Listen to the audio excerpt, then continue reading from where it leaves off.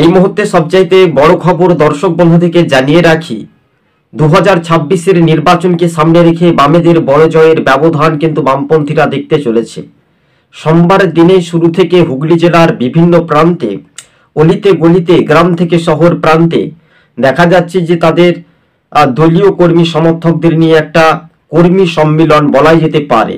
কিন্তু সমবায়ের নির্বাচনে ভোটে জেতার পর থেকে বামেদের আরও একটা শক্তি মজবুত, তাছাড়াও দ্রুত গতিবেগে এগিয়ে যাওয়ার তৃণমূলের বিরুদ্ধে কতটা লড়াই দিতে পারে বামপন্থীরা, এটা শুধু সময়ের অপেক্ষা বলে মনে করছেন রাজনৈতিক মহল।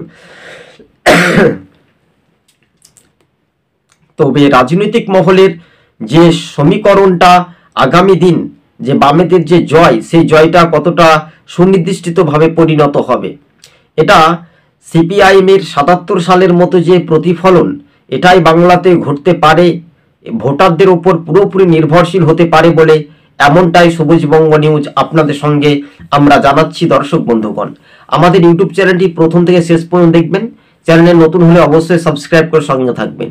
কিন্তু হ্যাঁ, সত্যি বাস্তবে যে রাজনৈতিক সমীকরণ, সেটাই কিন্তু আলোচিত বিষয় নিয়ে দ্রুত গতিবেগে এগিয়ে যাওয়ার সম্পূর্ণভাবে আলাদা, এবং সেই রাজনৈতিক সমীকরণের চিত্রগুলো দ্রুত গতিবেগে এগিয়ে যাওয়ার সম্পূর্ণভাবে সেটাই কিন্তু গতিবেগ বাড়তে পারে। তবে হ্যাঁ, হুগলি জেলার যেহেতু সিপিআইএমের কার্যের যে কার্যালয় থেকে আমরা যদি দেখি, দ্রুত গতিবেগে সিপিএমের নতুন প্রকল্প বা সিপিএমের কর্মী সম্মেলন, যে কর্মী সমর্থকদের মধ্যে যে ভোকাল টনিক কতটা নির্ভরশীল হবে আগামী দিন, সেটার উপরে নির্ভরশীল হতে পারে।